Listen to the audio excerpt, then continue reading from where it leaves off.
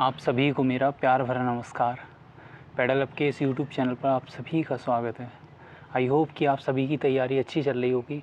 आप सभी अच्छे से हमारी सारी वीडियोओं के साथ साथ अपनी प्रैक्टिस करते जा रहे होंगे और साथ ही नोट्स भी बना रहे होंगे। तो चलिए, आज की ये वीडियो हमारी जो चंडीगढ़ पीआरटी एग्ज़ाम होने वाला है उसके टीचिंग एप्टीट्यूड वाले पार्ट से रिलेटेड है। इसमें जितने भी इम्पोर्टेंट क्वेश्चन हैं, चाहे वो टीचिंग मेथड्स से रिलेटेड हों, वो असेसमेंट से रिलेटेड हों, वो पॉलिसी से रिलेटेड हों, या डेवलपमेंट वाले पार्ट से रिलेटेड हों, वो सारे टॉपिक हम क्वेश्चनों के माध्यम से कवर करेंगे। और इसके पहले ही मैंने सिलेबस वीडियो भी डाल रखा है जिसमें बताया गया है कि कौन कौन से इम्पोर्टेंट टीचिंग एप्टीट्यूड के पॉइंट ऑफ व्यू से इम्पॉर्टेंट हैं जो आपके चंडीगढ़ पीआरटी एग्ज़ाम में आ सकते हैं। तो चलिए आज की वीडियो शुरू करते हैं। उससे पहले अगर आप हमारी टेलीग्राम कुछ को ज्वाइन करना चाहते हैं, इस पर हम डेली रात को 9 बजे आपके लिए कुछ कंडक्ट कराते हैं। इसमें 10 क्वेश्चनों की एक सीरीज़ आपको प्रोवाइड कराई जाती है जिसमें पेडागोगी एंड सीडीपी से रिलेटेड क्वेश्चन होते हैं। तो उसके लिए आप हमारे पेडागोजिस्ट टेलीग्राम ग्रुप को ज्वाइन कर सकते हैं, जिसकी लिंक हमने नीचे डिस्क्रिप्शन बॉक्स में भी दे रखी है। तो बढ़ते हैं हमारे Chandigarh PRT exam 2023 teaching aptitude practice session की ओर। तो जो पहला क्वेश्चन है उसमें आपको बताना है कि टीचिंग क्या है। क्या ये आर्ट एक्टिविटी है, साइंस एक्टिविटी है, सोशल एक्टिविटी है या साइकोलॉजिकल एक्टिविटी है। तो आप ये करिए कि इस वीडियो को 5 सेकंड के लिए पॉज करिए, पहले खुद से आंसर दीजिए, देन मेरा आंसर सुनिए कि आखिर इसका क्या आंसर है। तो टीचिंग जो है वो एक तरीके की सोशल एक्टिविटी है। ओके, तो अगर आप कोई पूछे आप टीचिंग कैसी एक्टिविटी है, तो ये आर्ट नहीं है, साइंस नहीं है, साइकोलॉजिकल नहीं है, teaching is a social activity. Okay, पढ़ते हैं अगले क्वेश्चन की ओर कि where are teaching method drive from. जो टीचिंग मेथड हैं वो कहाँ से ड्राइव होते हैं। क्या वो अप्रोच से ड्राइव होते हैं, वो टेक्निक से ड्राइव होते हैं, स्ट्रेटजी से, या नन से। तो आपको बता दूं जो टीचिंग मेथड है वो आपके अप्रोच से ड्राइव होते हैं। अब आपको एक बेन डायग्राम के थ्रू मैं ये बताना चाहूँगा कि इसका क्या वो चलता है। तो एक मान के चलिए सर्कल है, अगर ये अपर सर्कल आपका किसका है, अप्रोच का है, ये फॉर अप्रोच, ठीक है। तो जो इसके अंदर आएगा वो आएगा आपका मेथड वाला पार्ट, वो मेथड के अंदर ही आपकी टेक्निक आएंगी। ओके, तो फर्स्ट नंबर पे आपका अप्रोच एक ब्रॉड टर्म है, उसके बाद आपका मेथड आता है, उसके अंदर आपका टेक्निक्स आते हैं। तो इस चीज़ को आपको ध्यान रखना है। ओके, पढ़ते हैं अगले क्वेश्चन की ओर। अगला क्वेश्चन है कि लेक्चर मेथड से बच्चों में डैश और डैश कौशल विकसित होते हैं। मतलब आपको ये बताना है कि लेक्चर मेथड के थ्रू हम बच्चों में कौन कौन से स्किल डेवलप कर सकते हैं। क्या वो डायग्नोस्टिक इन्फॉर्मेशन सिंथेसिस है, या कम्युनिकेशन या लिसनिंग है, या लिसनिंग इन्फॉर्मेशन सिंथेसिस है, या एनालिसिस एंड कम्युनिकेशन है। तो लेक्चर मेथड के थ्रू हम बच्चों में listening and information synthesis develop कर सकते हैं। अभी है क्या, सबसे पहले लेक्चर मेथड आपको समझना चाहिए कि लेक्चर मेथड आप बड़ी क्लासों के लिए यूज़ करते हैं। जैसे आपको कोई टॉपिक से रिलेटेड बच्चों को कुछ समझाना हो तो उसमें आप लेक्चर मोड पे जाते हैं। ये टीचर सेंटरिक अप्रोच है, जिसमें टीचर के हाथ में पूरी कमांड होती है, वो किसी टॉपिक से रिलेटेड बातचीत करता है, उसे बच्चों को जानकारी देता है, तो इसमें बच्चों की लिसनिंग पावर इंक्रीज़ होती है। ओके, अब इन्फॉर्मेशन सिंथेसिस बताएं, जो टीचर लेक्चर दे के गया है उसके नोट्स स्वयं बच्चों को बनाने पड़ते हैं, जिससे जो उन्हें नॉलेज इन्फॉर्मेशन के फॉर्मेट में मिली है उसको वो सिंथेसाइज करके समराइज़ करते हैं। ओके, तो इससे दो आपके कौशल विकसित होते हैं बच्चों में, एक तो लिसनिंग का, एक इन्फॉर्मेशन सिंथेसिस का। आई थिंक कि आपको ये बात समझ में आ गई होगी।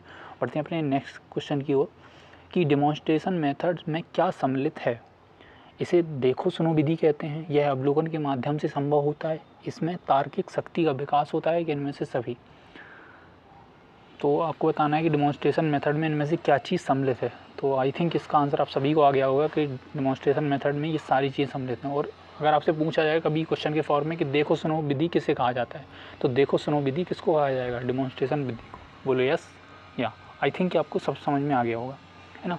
और मैं ये भी उम्मीद करता हूँ कि आप सभी अपने अपने नोट्स बना रहे होंगे साथ ही साथ, क्योंकि आपको पता है कि नोट्स बनाना किसी चीज़ को समझने का एक बहुत अच्छा तरीका है। अगर आप नोट्स बनाएंगे तो वो ज़्यादा देर तक आपकी मेमोरी में होगी और आप टाइम टू टाइम उसको रिवाइज भी कर सकते हैं। ठीक है, इट्स बेनिफिशियरी फॉर यू, है ना। तो नोट्स बनाइए, मैं तो यही कहूँगा। बाकी अगले क्वेश्चन की ओर चलते हैं कि when the teacher act as a co learner in the learning process to make learning of student effective.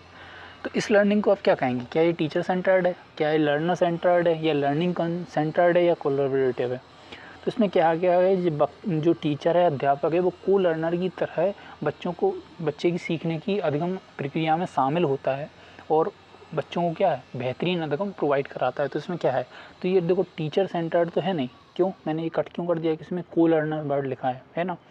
Learner खुद ही अपनी तरफ से चीज़ों की पहल नहीं कर रहा है, कहीं ना कहीं इसमें टीचर की भी इन्वॉल्वमेंट है, और जो प्रक्रिया है वो कहीं ना कहीं आपकी लर्निंग की, इसलिए इसका सही आंसर होगा learning centred approach.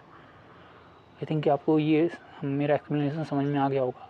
If any condition, अगर आपको कोई डाउट है तो आप कमेंट बॉक्स के जरिए हमसे पूछ सकते हैं। तो अगला क्वेश्चन है कि किसके विद्यालयों को शिशु बाल मंदिर के नाम से जाना जाता है? शिशु बाल मंदिर किसके विद्यालयों को कहा गया है? क्या वो मारिया मोंटेसरी हैं, गिजू भाई हैं, फ्रावेल हैं या कोल्डवेल हैं? तो आपको बता दें शिशु बाल मंदिर हैं वो गिजू भाई के ने जो स्कूलों की स्थापना करी थी उनको कहा गया है, ठीक है। और बाल विद्यालय मारिया मोंटेसरी के ने जो स्कूल ओपन करे थे उनको कहा गया है, ठीक है। किंडरगार्टन के नाम से आप फ्रावेल को जानते ही हैं, ठीक है। तो ये था आपका क्वेश्चन का एक्सप्लेनेशन। आई होप जो एक्स्ट्रा नॉलेज आपको मिली है वो आपने नोट करी है। पढ़ते हैं अगले क्वेश्चन की ओर कि लेक्चर मेथड के संदर्भ में क्या उपयुक्त नहीं है? टीचर एक टॉपिक को पूरी स्पष्टता के साथ बड़े समूह को समझाता है। टीचर इसमें समराइज एंड रिपीटिशन को लेकर चलता है और मुख्यतः उच्च कक्षाओं में, मतलब ये चीज़ जो है मुख्यतः किसमें, उच्च कक्षाओं में होती है। यह एक किफ़ायती विधि है या ये सभी सही है, ठीक है। तो आपको बताना है इनमें से कौन सा लेक्चर मेथड के संदर्भ में उपयुक्त नहीं है। तो अभी मैंने आपको लेक्चर मेथड के बारे में एक ब्रीफ इन्फॉर्मेशन दी थी कि लेक्चर मेथड में चीज़ों को टीचर समराइज़ नहीं करता है। ये कौन करेगा? ये स्टूडेंट समराइज़ करेगा। और रिपीटेशन भी टीचर नहीं करता है। टीचर जब एक टॉपिक को कंप्लीट करता है तो बच्चे उसे समराइज़ करते हैं और बच्चे आपस में डिस्कशन करके उनकी जो टॉपिक की मेन की पॉइंट होते हैं उनको रिपीट करते हैं। तो ये टीचर का काम नहीं है, तो यही इसका सही आंसर हो जाता है। अगला क्वेश्चन कहता है which of the following is not an example of illustrative method? इनमें से कौन सा उदाहरण विधि से संबंधित नहीं है? क्या वो मूर्त है, अमूर्त है, आकृति है या शाब्दिक है, मतलब कॉन्क्रीट, एब्स्ट्रैक्ट, पिक्टोरियल या वर्बल? तो जो इल्यूस्ट्रेटिव मेथड है, मतलब उदाहरण विधि है, उससे आपका अमूर्त एग्जाम्पल रिलेट नहीं करता है ना। और बाकी जो 3 हैं वो आपके उदाहरण विधि से संबंधित हैं। तो ये भी आपको इस क्वेश्चन के माध्यम से जानकारी मिली है। चलते हैं अगले क्वेश्चन की ओर। तो क्या ठेका विधि के नाम से जानी जाती है? क्लेवे method, Montessori method, Dalton method, इनमें से कोई नहीं। तो आपको बता दूं कि जो ठेका विधि है उसके नाम से गाल्टन विधि को जाना जाता है। अब गाल्टन विधि को अमेरिका के गाल्टन नगर में विकसित किया गया था, है ना। तो ये बात आपको ध्यान रखनी है। क्लेवे मेथड आपका फ्रावेल से संबंधित है, और जो कोल्डवेल का भी एक ऑप्शन में नाम आया था उससे भी संबंधित है। उनने इसको क्लेवे मेथड को प्रचलित करा, बट इसकी शुरुआत आपके फ्रावेल ने करी थी। और मारिया मोंटेसरी को आप जानते ही हैं, इन्होंने बाल विद्यालय की स्थापना करी थी। चलते हैं अगले क्वेश्चन की ओर। What is the use of project method? मतलब प्रोजेक्ट मेथड का यूज़ क्या है? It gives work experience, okay, it gives life long experience, it gives life experience, या इनमें से सभी। तो आई थिंक कि आप इसको वीडियो को 1 मिनट के लिए पॉज करेंगे, अपना आंसर खुद से देंगे। तो इसका जो सही आंसर है वो है इट गिव्स लाइफ एक्सपीरियंस। अब इस चीज़ को समझाने के लिए मैं 2 डेफिनेशन के माध्यम से आपको ये चीज़ समझाऊंगा, और वो 2 डेफिनेशन आपकी हैं, एक तो स्टरवेंसन की है और दूसरी आपकी बेलोड की है। तो स्टरवेंसन कहते हैं कि in project method you give a problem to a child which connect him to the life. मतलब चाइल्ड को आप क्या देंगे? एक समस्या देंगे, वो उसे किससे कनेक्ट करेगी? वो आपको लाइफ से कनेक्ट करेगी, है ना। और बेलबोर्ड क्या कहते हैं कि project is a bit real life that is thrown in school. मतलब जो प्रोजेक्ट है वो कहीं ना कहीं एक रियल लाइफ की तरह है जिसे हम स्कूल में क्या थ्रो कर देते हैं। तो ये दोनों डेफिनेशन हमें ये बताती हैं कि प्रोजेक्ट मेथड है वो आपका एक्चुअली में किससे कनेक्टेड है? वो आपका रियल लाइफ एक्सपीरियंस से कनेक्टेड है ना। ना तो वर्क लाइफ से, ना ये लाइफ लॉन्ग है। आई थिंक आपको इस क्वेश्चन का एक्सप्लेनेशन समझ में आ गया होगा। चलते हैं अगले क्वेश्चन की ओर कि which one of the following is not a limitation of lecture method? तो लेक्चर मेथड ही इनमें से इनमें से क्या लिमिटेशन नहीं है? Teacher is active, students are passive, teacher is passive, students are active, this method is very dull, this is not good for small children. तो लेक्चर मेथड के बारे में ऑलरेडी मैं प्रीवियस 2-3 क्वेश्चन में आपको बता चुका हूँ, तो आपको एक आइडिया लग गया होगा। सबसे पहली बात जो मैंने मेन इसमें बताई थी कि ये आपका टीचर सेंट्रिक अप्रोच है, ना कि स्टूडेंट सेंट्रिक। तो इस हिसाब से इसमें आपका स्टूडेंट पैसिव ही रहेगा, टीचर एक्टिव रहेगा। और ये डल मेथड है बिल्कुल, हाँ, क्योंकि हम इसे छोटे बच्चों को नहीं देते हैं, क्योंकि जब टीचर लेक्चर देता है तो उसमें स्टूडेंट का बहुत ज़्यादा पार्टिसिपेशन नहीं होता है, इसलिए तो डल मेथड माना जाता है। ये भी बात सही है। और स्टूडेंट छोटे बच्चों को नहीं ये प्रोवाइड कराया जाता लेक्चर मेथड। तो इसका जो सही आंसर है वो है ऑप्शन नंबर 2, है ना। चलते हैं अगले क्वेश्चन की ओर कि शिक्षण के कितने चर होते हैं, या वेरिएबल्स ऑफ टीचिंग बताना है कि कितने होते हैं। तो वेरिएबल्स ऑफ टीचिंग जो हैं वो 3 हैं। अब कौन कौन से हैं ज़रा इनके बारे में भी बात कर लेते हैं। तो जो टीचिंग के जो वेरिएबल हैं वो हैं आपकी 3। कौन कौन की? सबसे पहले आपका इंडिपेंडेंट वेरिएबल, उसके बाद डिपेंडेंट, उसके बाद इंटरवेनिंग, है ना। अब ये क्या होते हैं ज़रा इनको समझ लेते हैं। तो जो इंडिपेंडेंट वेरिएबल है उसमें क्या है कि आपका टीचर, इसके अंतर्गत कौन आएगा? टीचर आएगा। क्यों आएगा जरा इसको समझते हैं। क्योंकि जैसे मैं यहाँ देखूँ तो मैं आपको क्वेश्चनों की प्रैक्टिस करा रहा हूँ, तो मैं इंटरडिपेंडेंट मतलब स्वतंत्र हूँ, ठीक है। मैं आपकी तरफ मैं स्वतंत्र क्यों हूँ? क्योंकि मैं अपने अकॉर्डिंग टाइम सेलेक्ट कर रहा हूँ, अपने अकॉर्डिंग क्वेश्चन सेलेक्ट कर रहा हूँ, तो इसमें मैं किसी पर डिपेंडेंट नहीं हूँ, ठीक है। दूसरे अगर डिपेंडेंट की बात करें तो आप लोग जो ये वीडियो देख रहे हैं वो कहीं ना कहीं डिपेंडेंट की तरह हैं। क्यों? क्योंकि आपको जो टाइम मिलेगा वीडियो अपलोडिंग का या लेक्चर को लाइव देखने का, वो एक फिक्स टाइम मेरी तरफ से प्रोवाइड कराया जाएगा। तो आप कहीं ना कहीं जो मेरे द्वारा जो प्रोवाइड कराया गया समय है उस पर आप डिपेंडेंट हैं। जितने क्वेश्चन मैं दूंगा उतने ही आप देख पाएंगे। तो कहीं ना कहीं ये आपकी डिपेंडेंसी को शो करता है। तो डिपेंडेंट वेरिएबल में आप आ गए। अब इंटरवेनिंग क्या है? मैं जो कंटेंट सेलेक्ट करूँगा, मैं जिस मेथड का यूज़ करूँगा, है ना, जिस मेथड को यूज़ करूँ, जितनी मैं विधियों को यूज़ करूँ, सभी मैं ऑनलाइन मोड का यूज़ कर रहा हूँ, तो ये कहीं ना कहीं इंटरवेनिंग में आता है। तो ये हमारे 3 वेरिएबल हैं, ओके, टीचिंग के। तो ये आपको ध्यान रखना, ये इंपॉर्टेंट है। अगले क्वेश्चन की चलते हैं। What could be a best project for a SST teacher, मतलब एसएसटी टीचर के लिए इनमें से कौन सा एक बेस्ट प्रोजेक्ट है?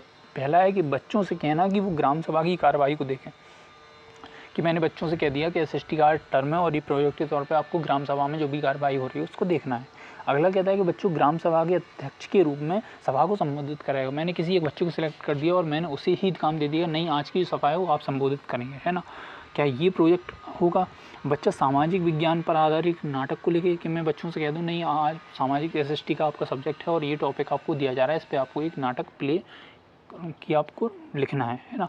अगला है कि बच्चा किसी करंट पॉलिटिकल इशू का एक हास्य टिप्पणी, आपने एक अखबार में छोटे छोटे हास्य चुटकुले सुने होंगे पॉलिटिशियन के ऊपर, तो उससे रिलेटेड कुछ लिखने को दूं। अब आपको ये बताना है कि एसएसटी टीचर प्रोजेक्ट के तौर पर इनमें सबसे बेस्ट क्या होगा। तो आई थिंक ये आपको समझ में आ गया होगा। इसका जो सही आंसर है वो है 2nd नंबर का, है ना। क्यों? क्योंकि अब आपको यह देखना है क्योंकि बच्चे को हमें एक्टिवली उसमें पार्टिसिपेट कराना है प्रोजेक्ट के तौर पे। तो मैं खुद बच्चे से कह दूंगा कि नहीं वो जो सभा चल रही है उसको खुद संबोधित करेगा। तो ये था इसका एक्सप्लेनेशन। आई होप कि आपको ये समझ में आ गया होगा। अगर आपको अभी भी कोई डाउट है तो आप बिल्कुल हमसे पूछ सकते हैं कमेंट बॉक्स के माध्यम से। और अगला क्वेश्चन है कि शिक्षण प्रक्रिया के कितने घटक होते हैं, ठीक है। आपको बताना है 1, 2, 3, 4। तो आई होप कि शिक्षण प्रक्रिया के घटकों के बारे में आप सभी ने पढ़ा होगा, और अभी जो मैं आगे इसका एक्सप्लेनेशन दूंगा उससे आपको ज़रूर याद आ जाएगा कि आखिर में आप बिल्कुल सही हैं। तो इसका जो आंसर है वो 3। अब घटक कौन कौन से होते हैं जरा उनको भी देख लेते हैं। तो ये हैं आपके घटक। आपने ये ज़रूर देखा है कि शिक्षक होता है, शिक्षार्थी होता है, और आपका पाठ्यक्रम होता है ना। ये 3 घटक मेन होते हैं शिक्षण प्रक्रिया के। अगला क्वेश्चन है कि शिक्षण स्तर को सही क्रम में लगाओ। स्मृति पहले नंबर पे, दूसरे पे चिंतन, तीसरे बोध। अब इनके सीक्वेंस को आपको करेक्ट करना है कि स्मृति पहले आएगी फिर चिंतन आएगा फिर बोध आएगा, या बोध पहले आएगा फिर चिंतन आएगा फिर स्मृति आएगी, या पहले चिंतन आ जाएगा फिर आपका स्मृति फिर बोध आएगा, या पहले स्मृति आएगी बोध आएगा तो चिंतन आएगा। तो आपको इसको सही क्रम में लगाया ना। इसका जो करेक्ट सीक्वेंस है वो है आपका ये 3rd वाला 1, 3, 2। मतलब पहले आएगी आपकी स्मृति, फिर आएगा आपका बोध, फिर आएगा आपका चिंतन। ओके, तो ये थे आपके आज की प्रैक्टिस सेशन के 15 क्वेश्चन। आई होप कि आपको ये क्वेश्चन बेहतरीन लगे होंगे। आज के जितने भी क्वेश्चन थे वो आपके टीचिंग वाले पार्ट से रिलेटेड थे। और मैं आपको एक चीज़ बताना चाहूँगा कि क्वेश्चन की प्रैक्टिस तभी सक्सेसफुल हो सकती है जब आपके कॉन्सेप्ट एकदम क्लियर हों। अगर आपके कॉन्सेप्ट ही क्लियर नहीं है तो प्रैक्टिस करने का कोई वो औचित्य बनता नहीं है। तो इसलिए पहले आप अपने कॉन्सेप्ट को अच्छी तरह से क्लियर करिए, फिर आपको प्रैक्टिस करनी होगी। और ऐसा भी नहीं है कि सारा चीज़ कॉन्सेप्ट क्लियरेशन होता है, क्योंकि आपको पता है कि 80% आपका पार्ट प्रैक्टिस में आता है, 20% आपका पार्ट थ्योरी वाला पार्ट लेता है।